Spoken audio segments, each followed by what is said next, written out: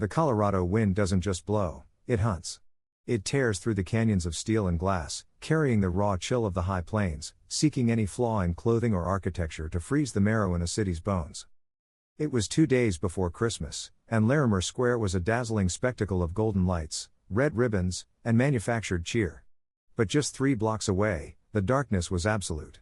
Chloe Morgan, 24, with hollowed cheeks that betrayed her age and dirty blonde hair tucked under a grimy beanie, huddled deeper into the brick alcove of a forgotten shipping route.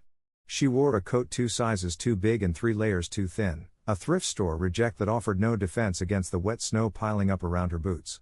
Her eyes, normally a vibrant green but now dulled with exhaustion, scanned the alley with the hypervigilance of prey. In her lap was the only thing tethering her to humanity. Jax. Jax was a 4-month-old German Shepherd puppy with paws too big for his body and ears that hadn't yet decided to stand at attention. He whimpered, his black and tan coat trembling in the frost.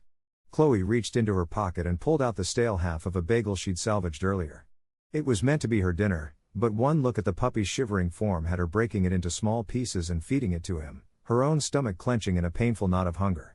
"Eat up, buddy," she whispered, her voice rough from disuse. "We just have to make it through the night." A few blocks away, the world was brighter, louder, and infinitely more superficial. Ethan Cross stepped out of a tactical supply shop, the bell above the door jingling an annoyingly high-pitched tune. At 32, he was 6'2" of dense muscle earned from hauling heavy gear up mountains, not from gym vanity. Ethan was a rock in a fast-moving stream. He adjusted his collar, his sharp blue eyes scanning the crowd not for friends, but for threats, a habit ingrained after a decade as a Navy SEAL. He was on leave, 4-star and before his next deployment, and the civilian world felt alien. Men in expensive suits complained about restaurant reservation times while Ethan's mind was still calculating distances between buildings and checking the hands of passers-by. He headed for his truck, a matte black Ford Raptor parked near the mouth of a side street, feeling the phantom weight of a rifle that wasn't there. He wasn't a veteran yet. He was active duty, a weapon currently stored in a glass case, restless and silent. The festive atmosphere grated on him, a reminder of a peace he fought for but couldn't seem to enjoy. He preferred the quiet of the side streets. So he took a darker route, his boots crunching a steady rhythm in the fresh snow, his breath pluming in the air like dragon smoke. Chloe froze. The crunch of boots on snow had broken her concentration. But this wasn't the rhythm of a commuter. It was a shuffle, the predatory approach of a pack. 3 men stood at the mouth of the alley, their shadows cast long by the distant streetlights. They didn't look like the desperate souls who usually haunted these spaces. They were dressed in thick, dark clothing, moving with a purpose that sent a jolt of adrenaline down Chloe's spine.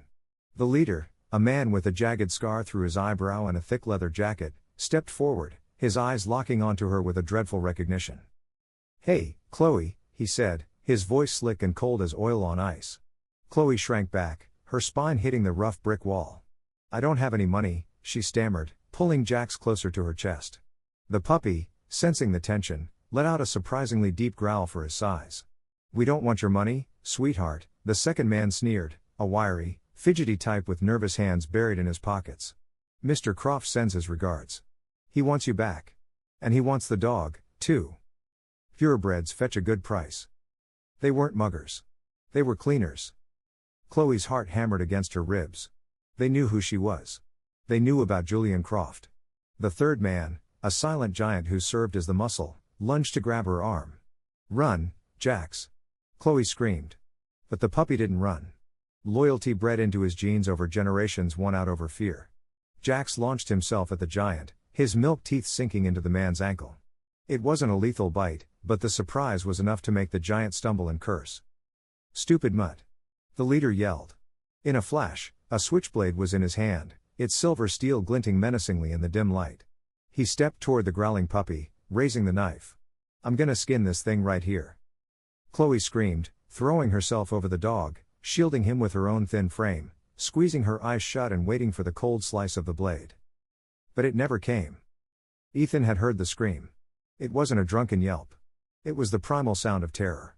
His patrol pace vanished, replaced by a combat sprint that covered the distance to the alley in seconds. He didn't shout a warning. Warnings give the enemy time to think. He assessed the situation in a single heartbeat. 3 hostiles, 1 visible weapon, 1 female civilian, 1 canine. The leader with the knife was the priority. Ethan didn't run. He flowed. A blur of kinetic energy. As the leader brought the knife down, Ethan's hand shot out, clamping around the man's wrist in a vice-like grip. There was a sickening crack as Ethan applied leverage, using Krav Maga techniques to force the joint against its natural range of motion. The knife clattered to the snowy pavement. Before the leader could scream, Ethan delivered a palm heel strike to the man's solar plexus, collapsing his lungs and sending him crumpling to the ground, gasping for air. The fidgety one pulled a metal baton from his jacket, but Ethan was already moving. He used the momentum of the leader's fall to pivot, driving his elbow into the fidgety man's jaw. The impact was precise, designed to incapacitate, not kill. The man went down like a puppet with its strings cut. The third man, the bitten giant, looked at his two fallen comrades, then at Ethan, who now stood in a ready stance, breathing evenly, his eyes cold and devoid of fear, and made a calculation. "Let's go!" The giant yelled, grabbing the gasping leader by the collar and dragging him back. The fidgety one scrambled to his feet, dizzy and disoriented. As they retreated toward a black sedan waiting at the end of the block, the leader looked back, his eyes full of venom. He wasn't looking at Chloe. He was looking past Ethan, his gaze fixed on the Ford Raptor parked visibly around the corner where Ethan had left it. His lips moved, memorizing the license plate. Ethan saw the look, recognized the threat, but couldn't give chase. His priority was the victim. The silence returned to the alley, heavier than before. Ethan turned slowly, his hands raised in a non-threatening gesture, instantly shifting from warrior to protector. Chloe was trembling violently, clutching Jax so tightly the puppy squirmed.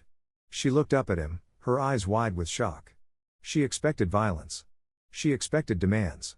Instead, Ethan saw the shivers racking her body, not just from fear, but from the brutal Denver wind cutting through her thin layers. Without a word, he unzipped his own heavy tactical jacket. It was a high-grade, fleece-lined, insulated coat that smelled of wood smoke and clean laundry. He knelt, not too close, respecting her space. "You're freezing," he said, his voice deep and gravelly, like stones in a tumbler, but gentle. He draped the enormous coat over her shoulders.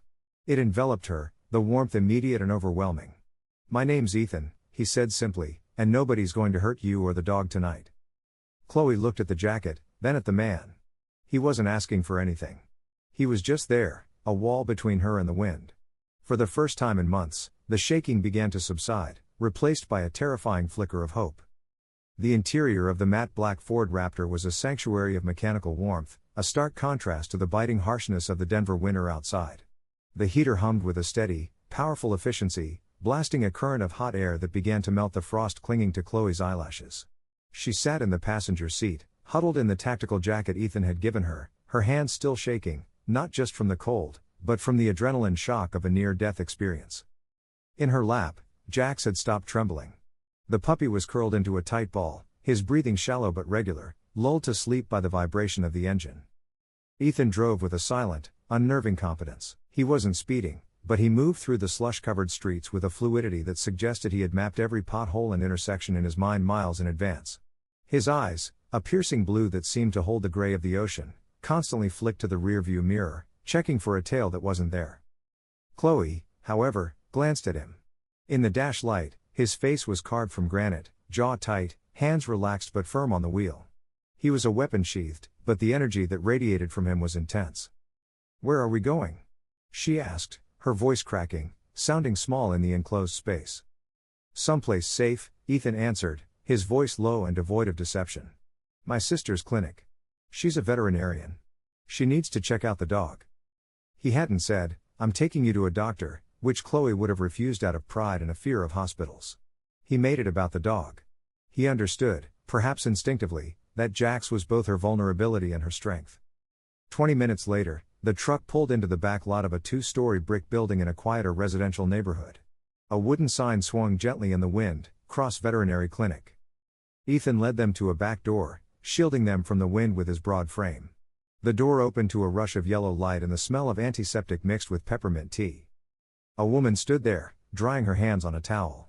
Emily Cross, 5 years Ethan's senior, possessed the same strong jawline, but hers was softened by a life of smiling instead of scowling.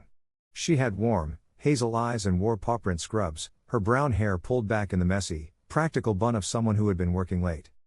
"Ethan, you said you were stopping by for batteries, not," she trailed off as she took in the shivering girl in her brother's enormous jacket and the puppy clutched in her arms.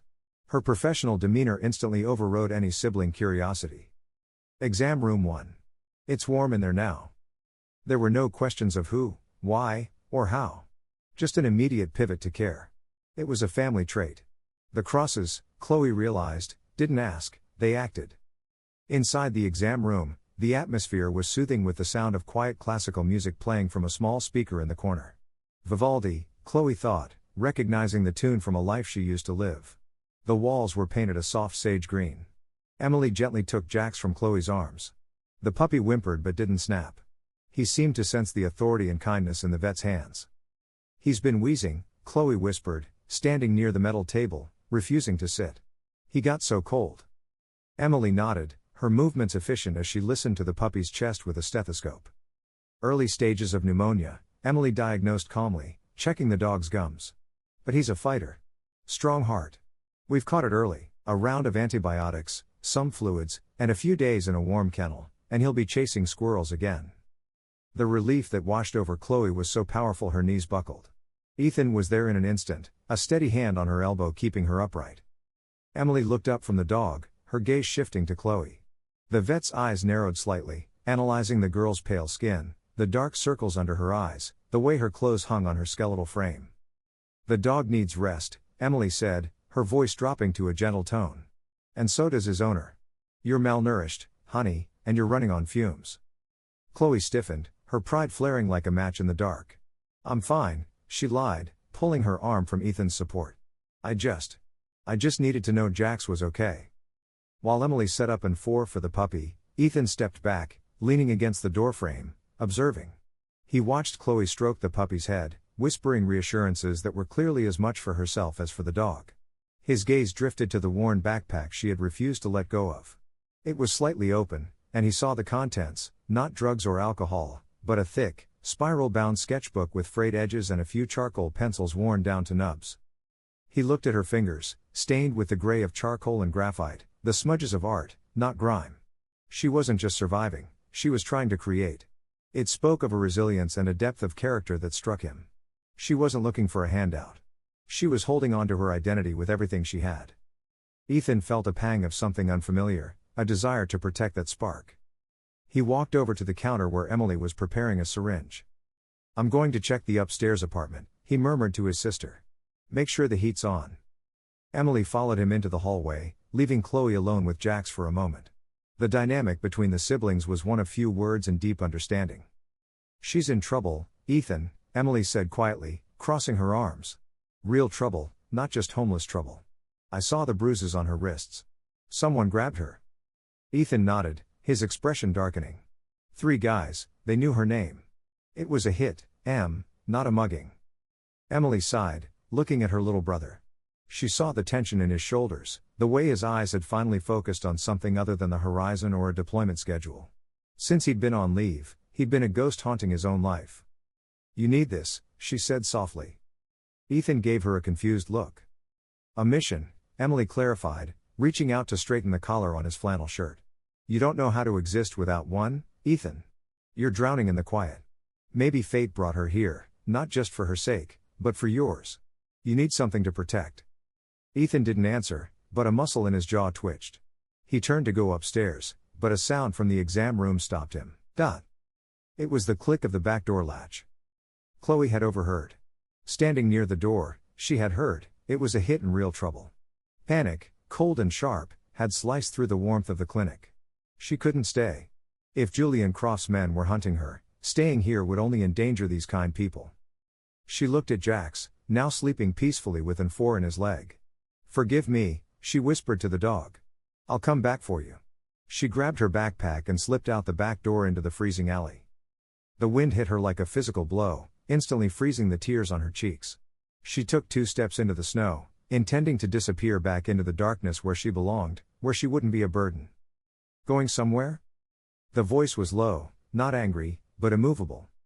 Ethan stood at the corner of the building. He hadn't gone upstairs. He'd anticipated the flight response. He stepped into her path, blocking the wind, a human shield against the elements. Chloe recoiled, clutching her bag. I have to go, she stammered, her teeth chattering. You don't understand. Bad men are looking for me. I can't. I can't let them hurt you or your sister. I'm a danger. She tried to step around him, but he moved sideways, mirroring her. He didn't reach out to grab her. He didn't use his size to intimidate. Instead, he stood relaxed, his hands open at his sides. I know 3 men tried to take you tonight, Ethan said, his voice cutting through the howl of the wind. I know they knew your name, and I know you're scared. He took another half step closer, his blue eyes locking on hers, demanding her attention. But you're looking at a United States Navy SEAL. Danger is my job description. Chloe stopped, looking up at him. Snow was settling on his dark hair, but he didn't blink. Why? She asked, her voice breaking. Why are you helping me? I'm nobody. Ethan looked at the trembling girl and saw not a victim, but a survivor who had thrown herself over a dog to save it from a knife. He saw courage. You didn't leave your dog when a knife was coming down, Ethan said with certainty. That makes you a warrior in my book. He held out a hand, palm up. In the teams, we have a code. I never leave a man behind. Tonight, you and Jax. You're my team. And we don't run. We hold the line. The words hung in the air, heavy, with a solemn promise. Team. It was a word Chloe hadn't heard applied to herself in years. She looked at his hand, large, scarred, steady, and then at the cold, empty alley behind her. The loneliness she had carried for so long suddenly felt too heavy to bear alone. A sob escaped her chest, a sound of surrender. She reached out and took his hand. It was warm. Okay, she whispered, the fight in her draining away, replaced by trust. Okay. Ethan closed his fingers around hers, not pulling, just holding. Let's get you inside, he said gently. It's cold out here. The week that followed their arrival at the clinic passed in a surreal, fragile peace, like a soap bubble floating over a bed of nails. The small apartment above the vet clinic, normally reserved for visiting locum vets, had become a sanctuary. It smelled of brewed coffee, Emily's lavender laundry detergent, and the earthy scent of a healing animal. Jax, the German Shepherd puppy, had rallied in a way Emily described as nothing short of miraculous. The antibiotics and a high-calorie diet had filled out his rib cage, and his coat, once dull and matted with street grime, now shone with a healthy black and tan luster. His paws no longer scrambled on the hardwood floors. Instead, they thumped with the clumsy, endearing gravitas of a growing guardian. On the 7th morning, sunlight streamed through the frosted windowpane, illuminating the dust motes dancing in the air. Ethan stood in the middle of the living room, a pouch of training treats clipped to his belt. He was in civilian clothes, jeans and a gray thermal Henley, but his posture was still military straight. Jax, sit, Ethan commanded, his voice deep and steady, not raised in volume, but in intensity.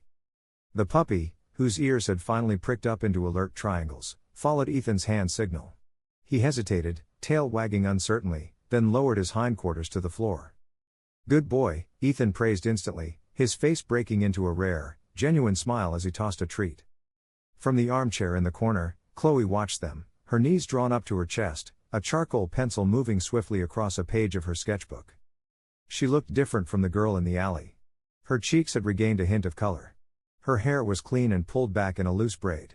And she wore one of Emily's oversized wool sweaters that swallowed her small frame. But it was her eyes that had changed the most. The hunted look was receding, replaced by a quiet, observational intensity. She wasn't just hiding anymore. She was seeing. Ethan walked over, wiping dog slobber from his hand on a rag. He's smart, he remarked, looking down at Chloe. Shepherds need a job. If you don't give them one, they'll find one. And it usually involves chewing your stuff. Chloe smiled, turning the sketchbook around. I think he likes his new job. On the paper, rendered in intricate, shaded strokes of charcoal and graphite, was Ethan. But it was more than a portrait. She had captured the essence of the moment, the patience in his shoulders, the protective tilt of his head, and the absolute trust in Jax's eyes as the puppy looked up at him. It was a drawing of a teacher and a student, but also of a warrior and his ward. Ethan stared at it, the silence stretching between them. He wasn't used to being truly seen. In the teams, he was a function, a rank, a weapon. Here, on paper, he looked human. You have a gift, Chloe, he said softly. This is incredible. Chloe ducked her head, shy but proud. It's the only way I can pay you back right now, she whispered, catching on the truth of it.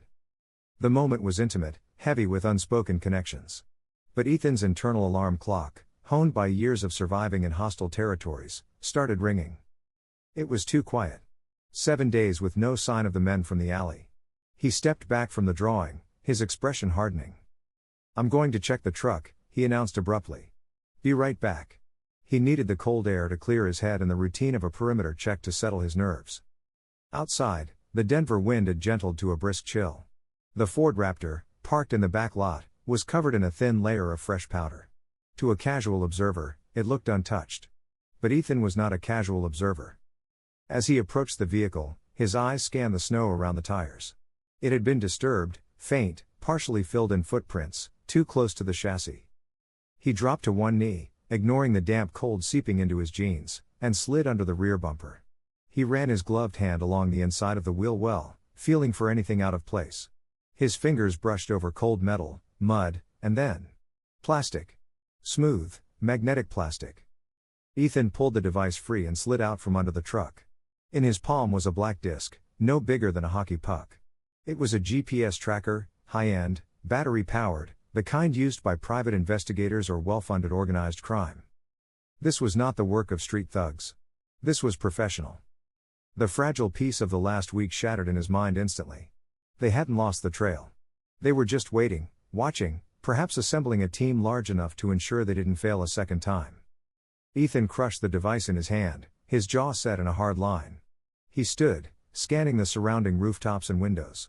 The street seemed deserted, but he knew better now. They were being hunted. He returned to the apartment, the heavy door closing behind him with a definitive thud that made Jax's ears twitch. Chloe looked up from her sketchbook, her smile dying as she saw the dark object in his hand and the thunderous look on his face. Ethan tossed the tracker onto the coffee table.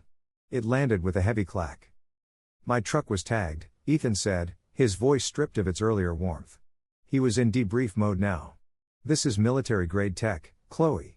Street punks don't use GPS trackers. They don't wait a week to make a move."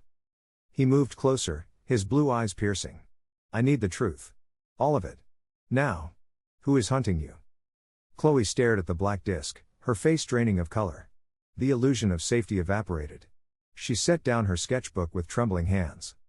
I used to be an art student," she began, her voice barely a whisper. "I liked drawing urban decay, old buildings, forgotten places. 2 months ago, I was sketching at the old rail yard near the south side. I thought it was abandoned." She took a shaky breath, tears welling in her eyes. "It wasn't." A black limousine pulled up. "I saw a man get out. He was arguing with someone. A city councilman, I think I saw on the news later. The man. He beat the councilman to death with a golf club right there."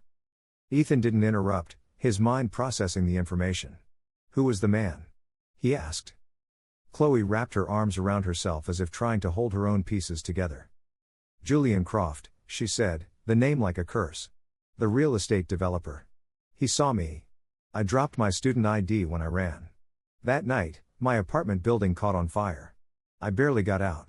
I've been on the run ever since. He owns the cops in that district. I had nowhere to go." Julian Croft. Ethan knew the name. A billionaire developer who owned half the skyline and was rumored to own half the judges in the city. A man with limitless resources and no conscience. "He wasn't trying to rob you," Ethan realized, a cold fury rising in his chest. "He's tying up a loose end." Before Chloe could answer, a deafening crash came from downstairs. The sound of shattering glass echoed through the building, followed immediately by the shrill blare of the clinic's security alarm. Jax erupted into furious barking, the fur standing up along his spine. Ethan moved before the echo died.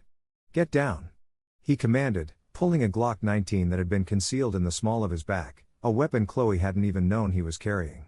He moved to the window, peering through the blinds at a sharp angle. Below, the front window of his sister's clinic was a jagged mouth of broken glass. A brick lay on the waiting room floor. But it wasn't just vandalism. A sedan was peeling away from the curb, its tire squealing. Ethan spun back to the room. The transformation was complete. The patient dog trainer was gone. The Navy SEAL had taken his place. His stance changed, his center of gravity lower, his movements economical and deadly. He holstered his weapon and grabbed a tactical duffel bag from a closet, his go bag, always packed. "Chloe, shoes on, now," he ordered, his voice allowing no argument. "Get the dog, leave the rest." Chloe stood frozen, staring at the door. "They found us," she whispered, paralyzed by the realization that her nightmare had followed her here. Ethan crossed the room in 2 strides, grabbing her by the shoulders. He didn't shake her. He grounded her. "Look at me," he said, the intense focus burning in his eyes. "The clinic is compromised. They threw that brick to either draw us out or to warn us. Either way, a hit team is coming. We are leaving. I need you to move. Can you move?" Chloe looked out the shattered window of her own soul, then at Jax, who was growling at the door, ready to defend them. She nodded, swallowing her fear. "Yes." Ethan released her. "Good. Emily's at the grocery store. She's safe. We go out the back. Black protocol. We disappear." He grabbed his keys and the bag. The warmth of the apartment was gone, replaced by the ice-cold clarity of survival. As they pounded down the back stairs, the alarm screamed a soundtrack to their exodus. The peace was over. The war had begun. The Ford Raptor tore through the deepening snow drifts of rural Colorado, leaving the chaotic skyline of Denver far behind in the rearview mirror. For 3 hours, Ethan had driven in near silence, his eyes scanning the endless white horizon where the gray sky met the vast, frozen plains. They were heading north, deep into the timberlands where cell service flickered and neighbors were miles apart. Chloe sat in the passenger seat, Jax curled heavily in her lap, his steady breathing a small comfort against the rising anxiety of displacement. The landscape had changed from urban sprawl to desolate beauty. The skeletons of aspen and pine trees lined the road, standing like sentinels, guarding the secrets of the north. Ethan finally slowed the truck, turning onto an unmarked gravel road that snaked precariously through a dense thicket of trees. "We're here," he announced, his voice cutting through the hum of the heater. Ahead, nestled against a backdrop of towering pines and overlooking a frozen lake, was a structure that looked more like a fortress disguised as a log cabin than a vacation home. It was built of massive, rough-hewn logs with narrow windows and a reinforced steel roof designed to shed tons of snow. A lazy curl of smoke from a stone chimney indicated it was occupied. This was the safe house, a sanctuary purchased years ago by Ethan and 2 of his team members. A place to decompress after deployments, and now, a place to hide. As the truck came to a stop, the heavy oak front door swung open. A man stepped out onto the porch, wiping his hands on a greasy rag. He was a mountain of a man, as tall as Ethan but broader, with a thick, unruly beard that was more salt than pepper. He wore a flannel shirt with the sleeves rolled up despite the freezing temperature, revealing forearms covered in faded tattoos. This was Marcus Gunny Riker, a former SEAL sniper medically retired after an Eid in Afghanistan took part of his hip and most of his patience for city life. He walked with a pronounced limp, but moved with an underlying power that demanded respect. "You're late, Ethan," Gunny boomed, his bass voice seeming to shake the snow from the eaves. "And you brought company? Hope they like venison chili 'cause that's what's in the pot." Ethan stepped out, the tension in his shoulders easing visibly at the sight of his old friend. "Gunny, we've got a situation," Ethan said, skipping the pleasantries. Gunny's eyes, crinkled at the corners from years of squinting through a scope, shifted to Chloe and the dog. The humor in them didn't disappear, but it sharpened into assessment. "Figured as much," Gunny said slowly, limping down the steps to help Chloe with her bag. "You don't drive this far north for the scenery in December. Ma'am, welcome to the Alamo. Don't mind the mess. The maid's on strike." Chloe managed a weak smile, charmed despite her fear. Gunny's presence was grounding. He was like a big, cheerful bear who just happened to be lethally dangerous. The interior of the cabin was a masterpiece of rugged utility. A massive stone fireplace dominated the main room, radiating a heat that smelled of pine and hickory. The furniture was leather and wood, sturdy and oversized. Gunny busied himself in the kitchen, serving up bowls of chili so spicy it brought tears to Chloe's eyes but warmed her to the core. Over the meal, Ethan briefed Gunny on Julian Croft and the tracker. Gunny listened without interruption, shoveling chili into his mouth, his expression hardening. "Croft," Gunny grumbled, shaking his head. "City trash with too much money. Don't you worry, sweetheart. This place is off the grid. If they come up that road, we'll see 'em from 3 miles out, and I've got Betsy all cleaned and oiled." He patted a locked gun cabinet in the corner with affection. The conversation between the 2 men, Gunny's dark humor and Ethan's stoic replies, helped dissolve the knot of terror in Chloe's chest. For the first time in 24 hours, she felt like she could breathe. The next 2 days fell into a rigorous routine. Ethan wasn't content to just hide. He needed to prepare. He cleared the furniture in the living room to create a training space. "I can't teach you to be an operator in 2 days," Ethan told Chloe, handing her an inert training canister of pepper spray. "But I can teach you how to buy time. Time buys life." He taught her how to stand, feet shoulder width apart, knees bent, so she couldn't be easily pushed over. He showed her how to use the spray effectively, not a wild blast, but a targeted Z pattern at the eyes and nose while backing away. He taught her how to lock the heavy deadbolts and how to crawl into the basement safe room. Chloe absorbed it all with a desperate intensity, her artist's eye for detail translating well to the mechanics of survival. Meanwhile, Jax was undergoing his own transformation. Ethan worked with the puppy for hours in the snow, teaching him to alert on command. Speak, Ethan would order. And when Jax let out a deep, chesty bark, Ethan would reward him. He taught the dog to hold position near Chloe, creating a living barrier.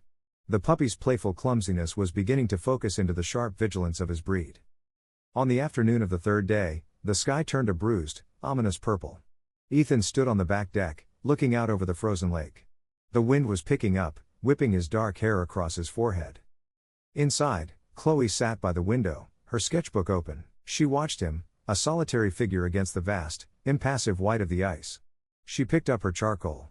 This time, she wasn't drawing the teacher or the savior. She was drawing the man. She captured the slope of his shoulders, the way his hands gripped the railing, the tension that never seemed to leave his frame. In her drawing, he looked like a lighthouse standing against a tidal wave. Strong, yes, but incredibly lonely. She realized his strength was a burden he carried alone. He was a protector, but who protected him? She shaded the lines of his jacket, pouring her gratitude and her growing affection onto the paper. The storm hit at dusk. It wasn't just snow. It was a blizzard of historic proportions, a whiteout that erased the world. The wind shrieked like a banshee, rattling the heavy logs of the cabin. Gunny, who had been checking the generator shed, came in, stamping snow off his boots. Power lines down the road are out, he announced, shaking ice from his beard. We're on backup, but if the fuel line freezes, we're dark. As if on cue, the lights flickered, then died. The cabin was plunged into darkness, save for the orange glow of the fireplace. Well, Gunny grunted, lighting a kerosene lamp. I'm gonna go check that the perimeter sensors are still on battery. You two hold the fort. He disappeared into a back office, leaving Ethan and Chloe alone in the firelight. Ethan went to the hearth, adding another log. The flames danced in his blue eyes, casting long shadows on his face. He looked tired. Chloe closed her sketchbook and sat on the rug near him, Jax curled between them. Do you think they'll come in this storm? She asked softly, the roar of the wind outside making the silence inside feel heavy. No, Ethan said, sitting heavily on the hearth. Not even Croft's paid killers are stupid enough to drive that pass. We're safe tonight. He rubbed his face with his hands. Safe? He repeated, the word tasting bitter. I hate that word. It's an illusion. Chloe looked at him, sensing the crack in his armor. You saved us, Ethan. You make us feel safe. Ethan looked at her, and the raw vulnerability in his expression stole her breath. I've lost people, Chloe, he confessed, his voice rough. In the teams, better men than me. We train for every scenario, every threat, but the one thing you can't train for is luck. He stared into the fire, his hands clenching. My biggest fear isn't dying. I made my peace with that a long time ago. My fear is being the one left standing, still breathing, while the person I was supposed to protect isn't. The confession hung in the air, stripping away the soldier and leaving only the man. Chloe reached out, her hand covering his clenched fists. Hers was the small, charcoal-stained hand of an artist, but it was warm. You're not just a shield, Ethan, she whispered. You're a person. You deserve to be protected, too. Ethan looked up, his gaze locking with hers. The firelight flickered over her features, highlighting the kindness and the strength he had watched grow over the past week. The distance between them seemed to dissolve. The air crackled with a tension that had nothing to do with the storm outside. He turned his hand over, lacing his fingers with hers. He leaned in just an inch, drawn by a magnetic pull he hadn't felt in years. Chloe's breath hitched, her eyes flicking down to his lips. It would be so easy to kiss her, to find solace in the warmth of another soul in the middle of a frozen world. But then the image of the tracker under his truck flashed in his mind. The threat, the mission. If he let himself fall, he would lose his edge. And if he lost his edge, she would pay the price. He pulled back, the movement agonizingly slow. He squeezed her hand once, then released it. I can't, he whispered, his voice thick with regret. Not while you're still a target. I need to be sharp.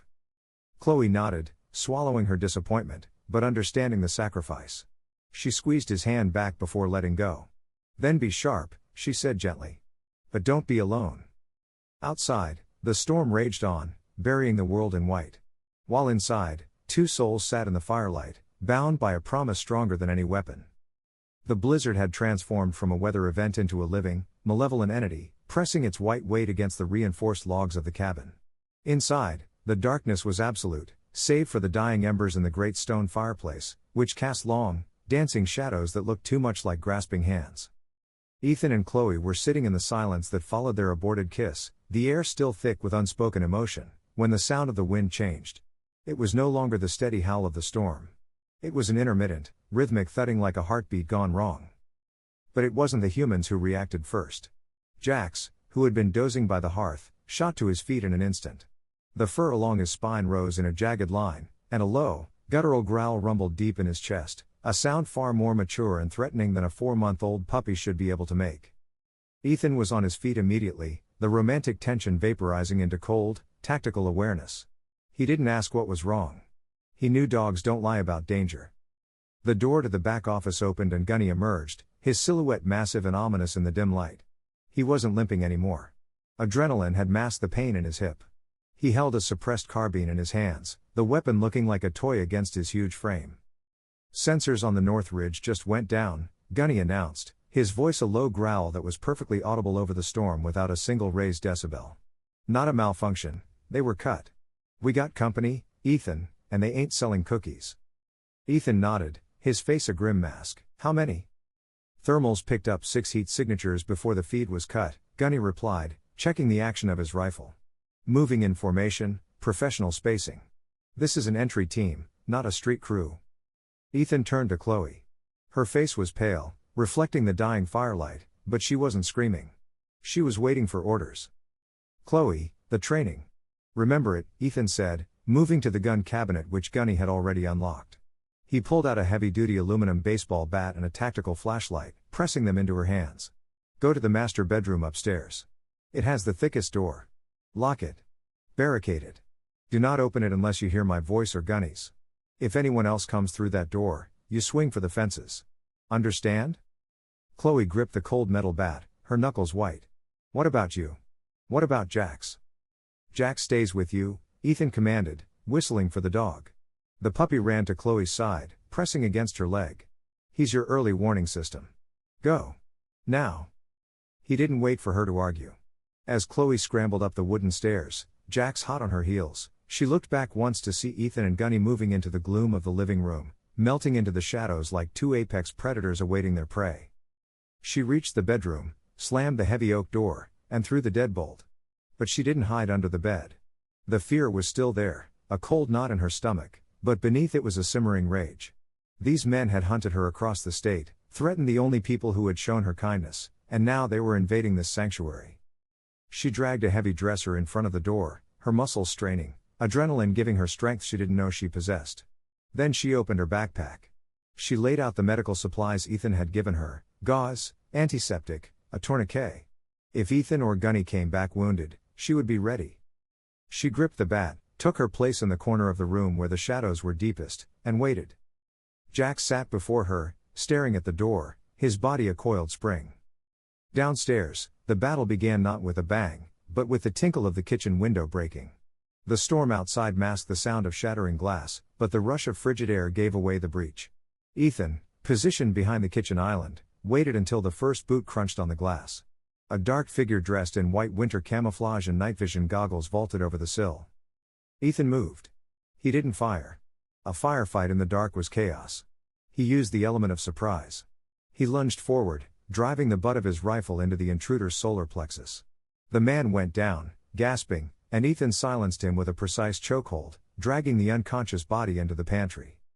One down, he whispered into his earpiece. 5 to go. From the living room, the suppressed teep-teep of Gunny's rifle signaled that the front door breach had been dealt with. 2 down. Gunny's voice crackled in Ethan's ear. They're trying a flanking maneuver. Watch the mudroom. The house became a labyrinth of violence. The storm outside provided a chaotic soundtrack to the silent dance of death unfolding within. Ethan moved through the shadows, checking corners, his mind cold and calculating. But even the best plans have flaws. The attackers were coordinated, drawing fire downstairs, creating a diversion. Upstairs, Chloe heard the muffled thumps and the strange, sharp coughs of suppressed weapons. Each sound sent her heart lurching against her ribs. Jax let out a single, sharp bark, his head turning not toward the bedroom door, but toward the window. The bedroom had a small dormer window that looked out onto the porch roof. It was supposed to be inaccessible, slick with ice and snow. But professional killers came prepared. A grappling hook clinked softly against the sill. Chloe saw the dark shape rise against the frosted glass a second before it shattered inward. The wind screamed into the room, bringing a vortex of snow and a man in black tactical gear. He rolled into the room, landing in a crouch, his weapon, a pistol with a laser sight, sweeping the room. The laser cut through the dark, searching. It found her. The red dot danced on Chloe's chest. Target acquired, the man muttered, raising his gun. Time seemed to warp, to slow down. Chloe was frozen, the bat feeling heavy and useless in her hands. But Jax wasn't frozen. The German shepherd, driven by an ancient instinct to protect his pack, launched himself across the room. He was small for a full-grown police dog, but he was fast and ferocious. He hit the assassin's arm just as the trigger was pulled. The gun went off, the bullet shattering a mirror behind Chloe, missing her by inches. Jax's jaws locked onto the man's forearm, his puppy teeth finding the gap between a tactical glove and a sleeve. The assassin screamed, a human sound of pain, and tried to shake the dog off, flailing his arm wildly. "Get off, you mutt!" he yelled, raising his free hand to strike the dog. That was the moment Chloe's paralysis broke. She saw the man reaching for a knife to stab Jax. The thought of losing the dog, the only family she had left, ignited a white-hot rage in her brain. She didn't think, she reacted. She stepped forward, swinging the aluminum bat with every ounce of strength in her malnourished body. She didn't aim for a leg or an arm. She aimed for the head. Ping! The sound of metal on a tactical helmet was sickening. The assassin's head snapped to the side. He collapsed instantly, his knees buckling, his pistol clattering to the floor. Jax landed on the ground, still growling, standing over the fallen man, daring him to move. Chloe stood panting, the bat raised for a second strike, her eyes wide, her chest heaving. The man didn't move. She kicked the pistol away as Ethan had taught her, and backed into the corner, her hands shaking so badly the bat vibrated. A moment later, or perhaps hours, Chloe couldn't tell, the bedroom doorknob rattled. "Chloe!" It was Ethan's voice, frantic and loud. "Open the door." Chloe scrambled to move the dresser, her sobs finally breaking through the shock. She threw the deadbolt and yanked the door open. Ethan stood there, his face smudged with soot and a bleeding cut on his cheek, his rifle raised. He looked past her, saw the broken window, the unconscious man on the floor, and the aluminum bat in Chloe's hand. He lowered his weapon, his eyes wide with disbelief. He looked at the assassin, then at the small, trembling woman and the puppy standing guard beside her. He had expected to find a victim. He had expected to be too late. Instead, he found a survivor who had held her own. He was going to hurt Jax, Chloe stammered, the bat clattering to the floor as her strength finally gave out. Ethan dropped his rifle and crossed the room in a single stride. He didn't say a word. He just pulled her into his arms, crushing her against his chest. It wasn't a gentle hug. It was a desperate embrace of relief. He buried his face in her hair, breathing in the scent of fear and adrenaline. "I've got you," he said hoarsely, his voice thick with emotion. "I've got you." He knelt, pulling Jax into the hug, his hand trembling as he stroked the dog's head. He looked up at Chloe, his blue eyes shining with a new kind of respect. "You didn't just buy time," he whispered, wiping a tear from her cheek with his thumb. "You held the line. You're safe now. We got them all." In that cold, wind-lashed room, surrounded by violence, Ethan realized that the woman in his arms wasn't just someone to save. She was someone worth fighting beside. The morning sun broke over the vast, frozen expanse of the Rockies with a brilliance that was painful to the eye. The light refracted off millions of ice crystals left in the wake of the blizzard. The storm had passed, leaving the world buried in a pristine white silence. But the quiet at the safe house was deceptive. The gravel entryway, normally empty, was now occupied by 3 black SUVs that had arrived in a convoy at dawn, plowing through the snow drifts with relentless mechanical force. Ethan stood on the porch, a mug of hot coffee in his hands, watching his team unload. They moved with a near telepathic efficiency, a brotherhood forged in fire and silence. There was Martinez, the team's demolitions expert, a stocky Hispanic man with a jagged scar running down his neck and eyes that missed nothing. He carried cases of equipment as if they were filled with feathers. Beside him was Doc Miller, the medic, tall and lanky and bespectacled with the deceptive look of a librarian, though his hands had saved more lives and ended more threats than anyone else in the unit. Finally, there was Cooper, the comms specialist, the youngest of the group, with a red buzz cut and a tablet that seemed permanently attached to his hand. They were not on official orders. They were on leave. But Ethan had made the call, invoking the unspoken oath that bound them. When one of them bled, they all bled. They had come not for a mission, but for a brother. Inside the cabin, the air was thick with the smell of gun oil and grim determination. The living room had been converted into a tactical operations center. Maps of Denver were spread across the dining table, weighted down with ammunition magazines and comms gear. Ethan stood at the head of the table, his demeanor shifted from protective guardian back to commanding officer. Chloe sat in the corner, Jax's head resting heavily on her knee.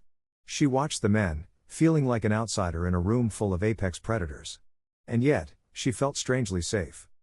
"Croft knows we're here," Ethan said to the room, his voice low and steady. "The hit team we neutralized last night was just the first wave. If we go defensive, he'll send a bigger one. Burn the forest down around us. We're done running. We're taking the fight to him." Martinez nodded, cracking his knuckles. "Target package?" he asked, his voice like grinding stone. "Julian Croft," Ethan answered, pinning a photo of the developer to the map. "He's insulated by lawyers, corrupt cops, and private security. A direct assault on his penthouse is a suicide mission. We need to draw him out. We need a kill box where we control the variables." The team debated strategies, ambushes, sniper overwatch, vehicle interdictions, but every plan had a flaw. Croft was paranoid. He didn't move without a convoy, and he didn't step into the open unless he felt untouchable. It was a stalemate, and Ethan's frustration was beginning to show. He wanted this over. He wanted Chloe safe. That's when Chloe stood. The movement was small, but it drew every eye in the room. She walked to the table, her hand trembling slightly as she put a finger on a spot on the map, a block of renovated warehouses near the South Platte River. "He'll be here," she said, her voice gaining strength as Ethan looked at her. "Tomorrow night. The Obsidian Gala. It's an underground art auction. He uses it to launder money for the cartel connections he works with. He never misses it because he has to verify the transactions in person." Cooper tapped on his tablet. "She's right, boss. Intel shows a private, high-security event at the River North Gallery tomorrow. Guest list is exclusive." Chloe looked directly into Ethan's eyes. "He won't expect me there. He thinks I'm cowering in a hole. If I walk into that gala, in public, in the light, he can't shoot me. Not with witnesses. He'll try to grab me quietly. He'll try to pull me out the back." "No," Ethan said instantly, the word cutting across the room like a whip crack. "Absolutely not. You are not bait, Chloe. You are the protectee. I am not sending you into a room with the man who wants you dead." He turned back to the map, dismissing the idea, but Chloe didn't back down. She walked around the table until she was standing directly in front of him, forcing him to look at her. "You taught me to hold the line," she said, her voice trembling with emotion but resolute. "You gave me a bat and told me to swing. You told me that time buys life. Ethan, look at me. I am done hiding. I am done being a victim. If we wait, he'll find us again. If we go there, we end it." She took a breath, reaching out to touch his arm, ignoring the stunned silence of the team. "Let me fight with you. Let me take my life back." Ethan stared at her, a muscle working in his jaw. He saw the fire in her eyes, the same fire he had seen when she stood over the assassin with a baseball bat. He realized that forbidding her wasn't protecting her. It was diminishing her. She had earned her place at the table. The silence stretched for a long minute before Ethan finally exhaled, a sound of reluctant surrender. "If we do this," he said, his voice grave, "we do it my way. Every second is scripted. Every step is covered. You deviate 1 inch, I pull the plug. Understood?" Chloe nodded. "Understood." The next 12 hours were a blur of meticulous planning. The team shifted instantly. Chloe was no longer just a civilian. She was an asset, a critical component of the operation. Cooper began hacking the gallery's security schematics, looping camera feeds. Martinez and Gunny planned breach points and exfiltration routes. Doc Miller briefed Chloe on stress cues and how to control her breathing if panic set in. Ethan, however, was a whirlwind of micromanagement. He walked Chloe through the floor plan until she could navigate it blind. He rehearsed the signals. A touch to the ear meant abort. A hand in her hair meant the target was approaching. He was terrified. For the first time in his career, the mission wasn't just about the objective. It was personal. The stakes weren't political. They were emotional. He watched her from across the room, memorizing her movements, his heart beating a rhythm of fear and pride. Night fell, heavy and cold, a prelude to the violence that awaited them in the city. The cabin was quiet, the team grabbing a few hours of sleep before deployment. Ethan found Chloe sitting by the dying fire, Jax asleep at her feet. She was staring into the flames, her face pale. He sat beside her, the leather of his gear creaking softly. He didn't speak at first. He just reached into his pocket and pulled out a small, black velvet box. He handed it to her. Chloe looked at him, surprised, and opened it. Inside, nestled on white silk, was a delicate silver necklace with a single, teardrop-shaped sapphire pendant. It was beautiful, elegant, and the deep, dark blue of Ethan's eyes. "It's lovely," she whispered, touching the stone. "It's more than jewelry," Ethan said softly, taking the necklace from the box. He moved behind her, brushing her hair aside to fasten the clasp. His fingers lingered on her neck, warm and calloused, sending a shiver down her spine that had nothing to do with the cold. "Cooper modified the setting," he explained, his voice a low rumble near her ear. "There's a military-grade transponder inside the stone. It broadcasts a signal that cuts through concrete and steel. It's linked directly to my heads-up display." He gently turned her to face him. The sapphire rested on her collarbone, a watchful blue eye on the world. Ethan took her hands, his grip firm, grounding. "Tomorrow night, you're walking into the lion's den," he said, his intensity burning into her. "You're going to feel alone. You're going to feel scared. But I want you to remember this. I will be in the shadows. I will be in the rafters. I will be in the walls. I am your shadow, Chloe. You move, I move. You stop, I stop. And if Croft so much as breathes on you, he answers to me." Chloe looked at him, tears welling, feeling the weight of his promise. It was more intimate than a kiss, more binding than an oath. "I trust you," she whispered. "I know," Ethan replied.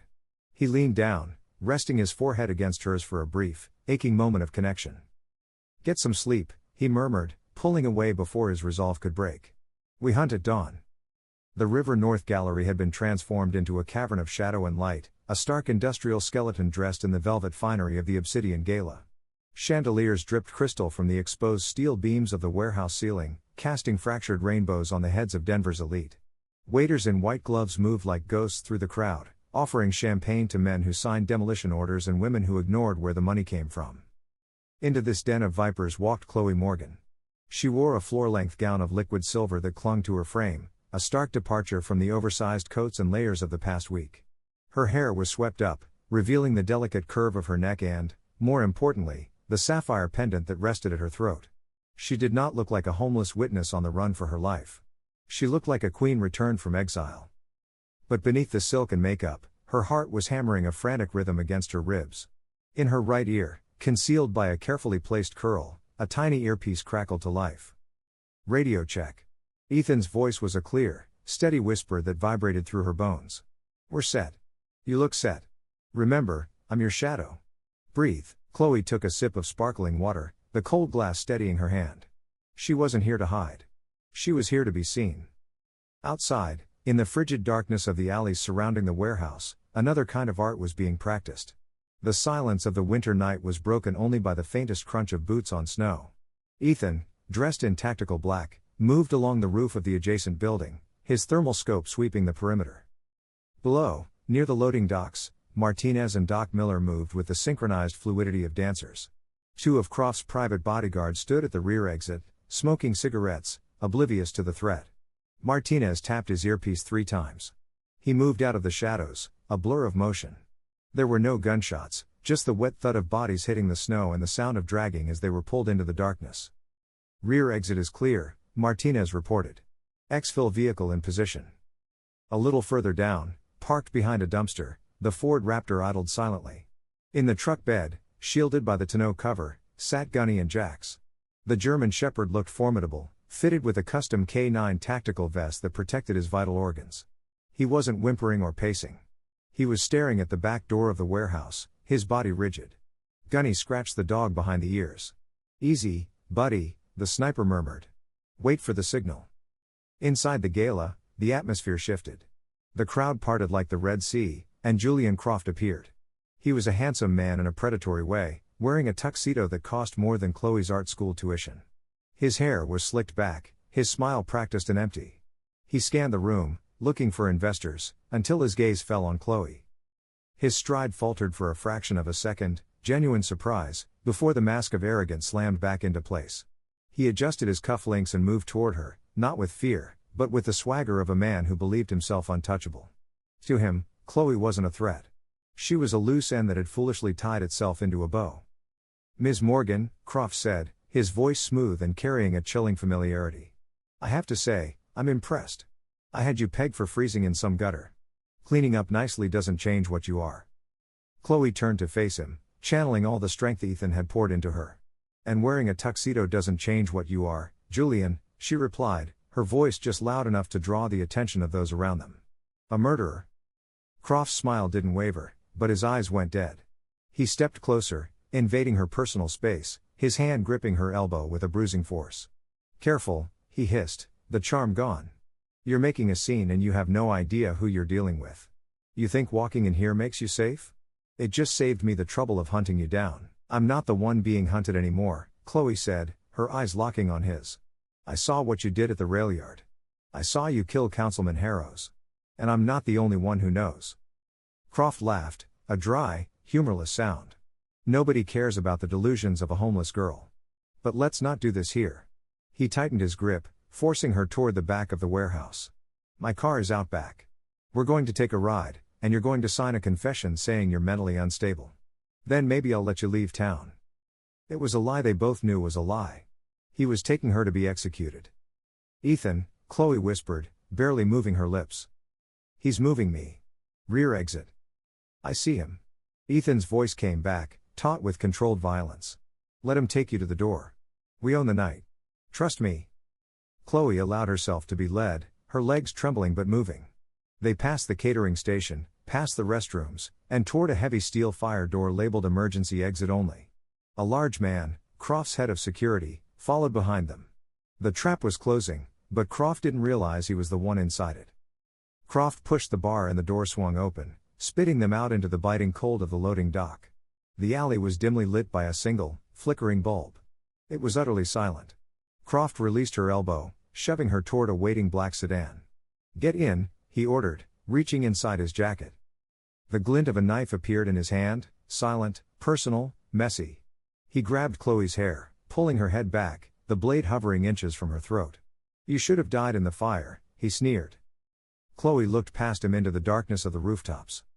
"Now," she screamed. The world exploded in white.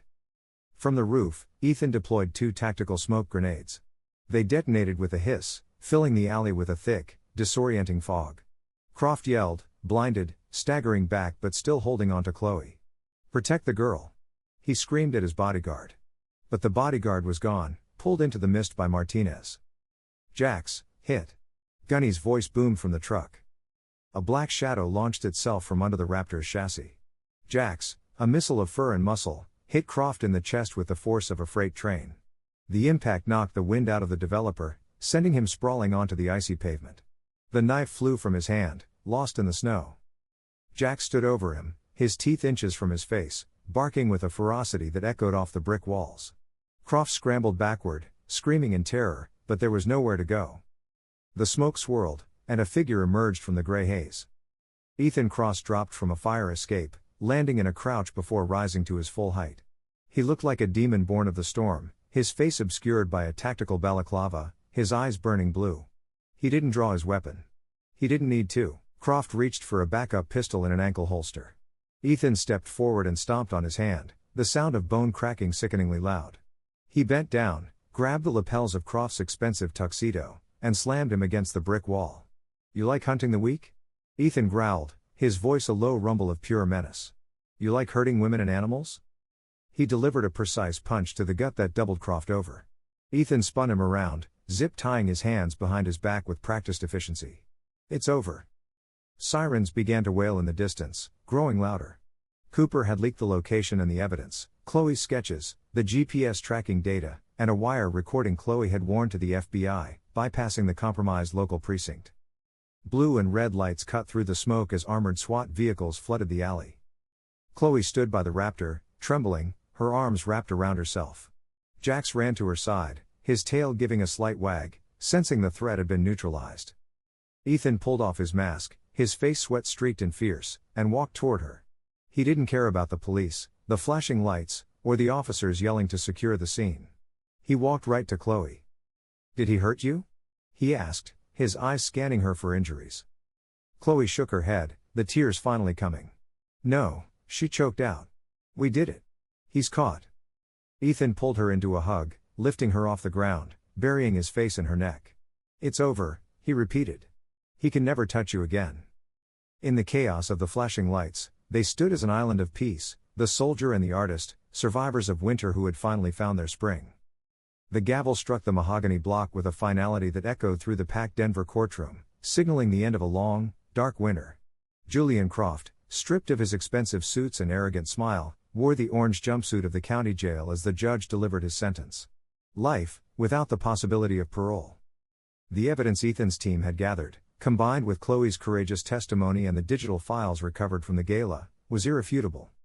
As the bailiffs led Croft away, Chloe sat in the gallery, her hands gripping the railing. She didn't feel triumphant. She felt a quiet, profound release, as if a heavy stone she had carried for months had finally been set down. Beside her, Ethan, in his formal dress blues, squeezed her hand, but his expression was bittersweet. The victory was absolute, but the celebration would be short.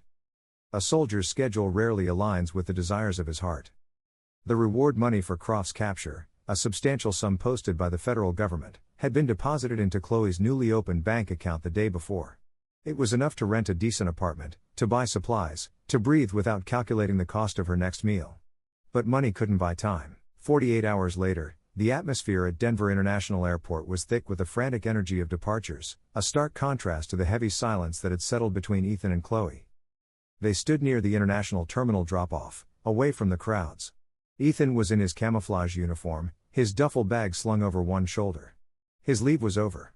The mission he'd been pulled from for R&R had been reactivated, and his team was deploying to a classified location in the Middle East for 6 months. The job, the jealous mistress he had served faithfully for a decade, had called.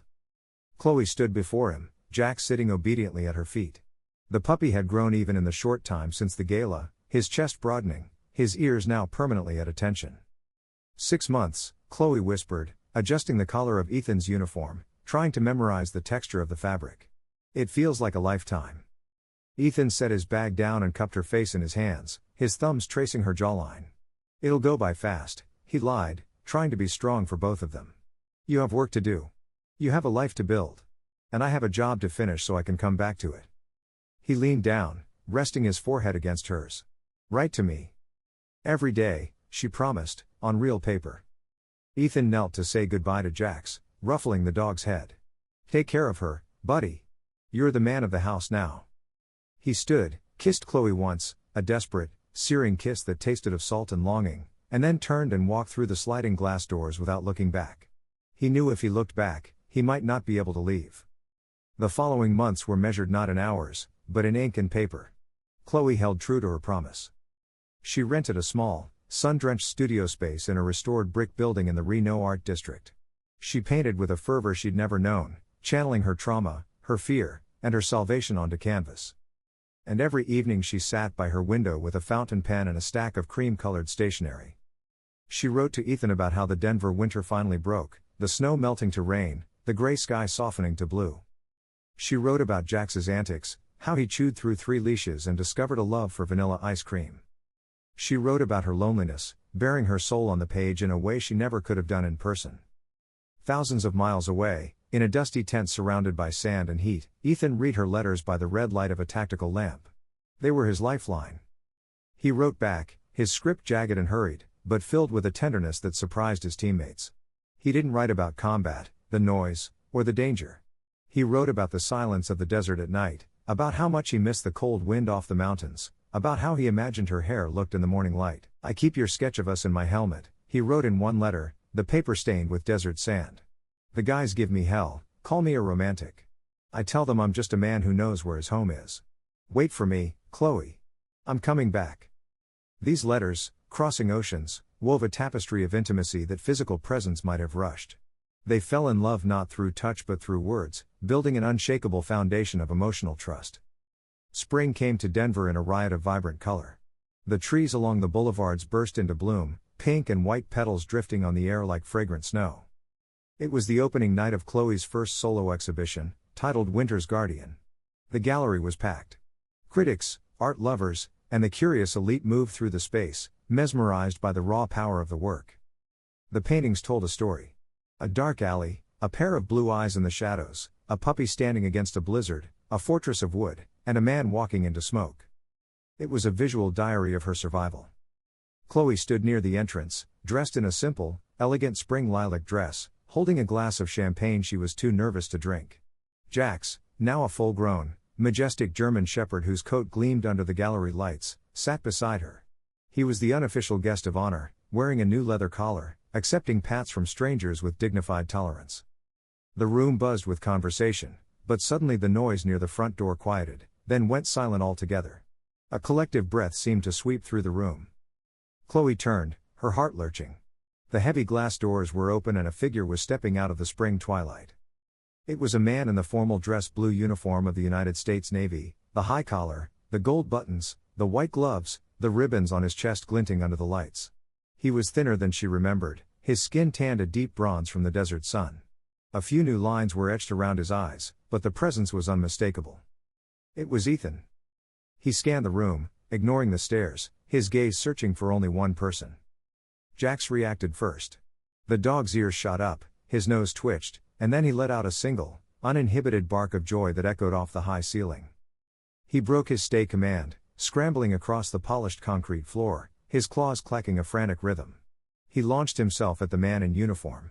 Ethan dropped to one knee, laughing, catching the 80-pound dog as if he were a feather, burying his face in his fur.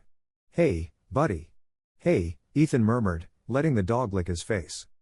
He looked up then, over the dog's shoulder, and locked eyes with Chloe. The crowd parted, creating a path between them. Chloe felt her glass slip from her fingers, shattering on the floor, but she didn't hear it. She ran. She didn't care about the dress, the critics, or the decorum. She ran until she crashed into him. Ethan was on his feet just in time to catch her. He lifted her off her feet, spinning her around, the metal of his metals pressing against her, cool and solid. "You're real," she sobbed into his neck. "You're really here." "I told you I was," Ethan whispered, his voice thick with emotion. "I always come back for my team." He set her down but didn't let her go. The room was silent, watching a reunion more powerful than any painting on the walls.